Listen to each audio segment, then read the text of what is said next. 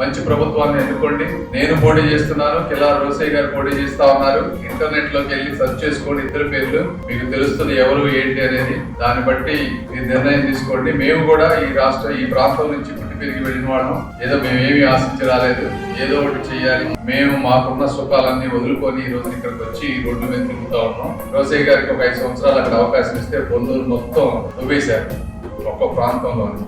చూడండి, అన్ని వీడియోలు కూడా పెట్టాం.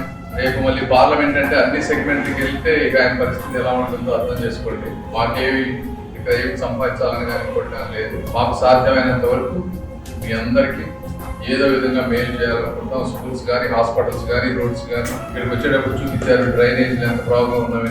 ఇవన్నీ 1 by 1 మనోహర్ గారితో కలిసి చక్కగా చేసి మీ అందరికీ ఎంతో కొంత మంచి జరిగే విధంగా ప్లాన్ చేస్తాం. Thank you.